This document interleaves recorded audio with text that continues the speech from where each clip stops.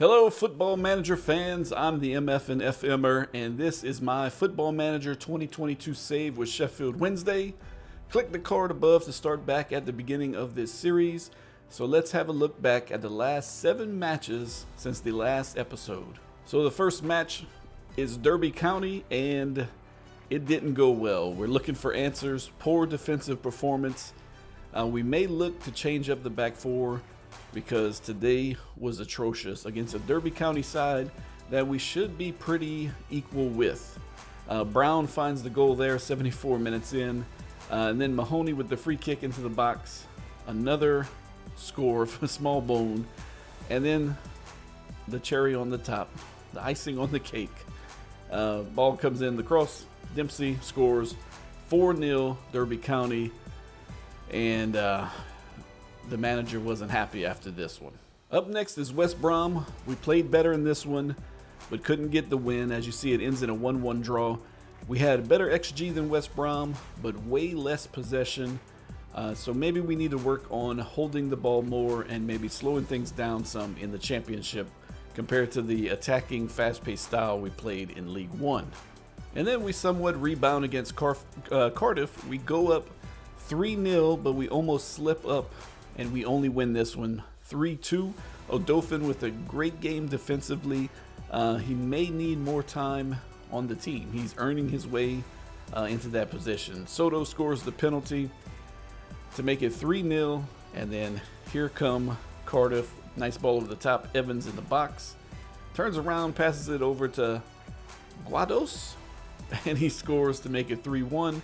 And then 80 minutes in, Cardiff on the attack again. Terrible mistake by Odofin. Even though he played well, he did have that one mistake that did lead to a goal. So we'll monitor the situation with him. And next up, we take on Huddersfield.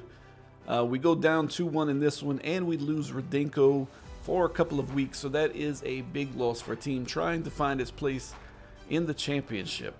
Deli Bashiri here.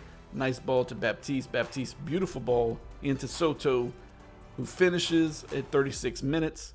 And then here come Huddersfield right before the halftime whistle. Ball into the box, passes it over, and Fletcher taps it in, and down we go in this one. And then we took on Sunderland, a Dan Happy reunion with the team. This one ends in a 0-0 draw. Baxter played an amazing game, 8 saves on the day, was the player of the match. Should have won this one, but at least we grab a point from it. And then we had a little bit of good news for the squad. Jasper was called up for Bulgaria.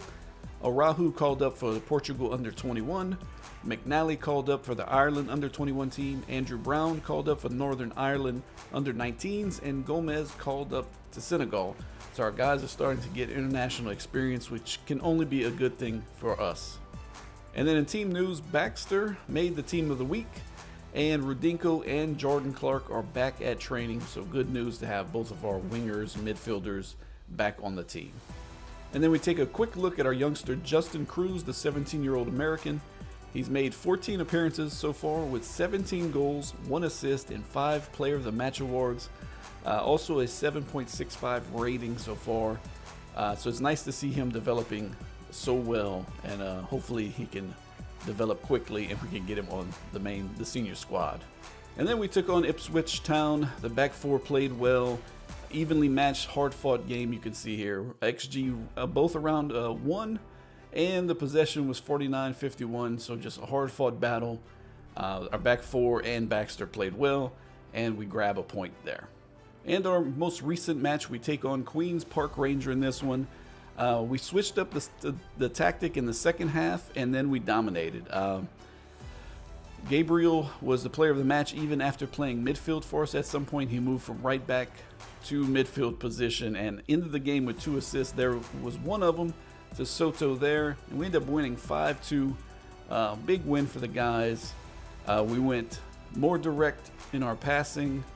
Less direct in our passing, and that seemed to work once the second half came around and the goals started just coming out of everywhere. Here's Rudenko. He scores from the Soto assist 52 minutes into this one. Great victory, great win for everyone. And then 72 minutes, Ward takes it out wide right. Sends it in, hits the post, and Soto's there to clean it up. And another goal for him. And then Ward to Soto again, over the top to Dauphin. Gets in the box, nice ball. Keeper screws up again, and Ndiaye is there to make him pay for his mistake. And then here comes QPR late in the game. Ayoma gets it in there. Diagne scores to make it 5-2. Too little, too late. Big win for us. 3 points, and we move on. So after all these matches, that's left us in 14th place with 16 points. We still have a game in hand on a lot of teams. We are 8 points from the relegation zone, so we are sitting pretty good right now. We just need to avoid relegation. That's what the board wants, and we are doing just that. So let's take a look at our finances. $15.5 million in the bank right now. Our transfer budget sits at $258,000, and our payroll, I've increased it. I've made that adjustment from transfer budget to payroll, so maybe we can bring in some players on loan that can help us out. We did look at some, but their asking price was way too much for us right now. We take a look at the development center. We do have Bailey Ty Cardamarteri, who's playing well. He is out on loan. We have Al Jahadami.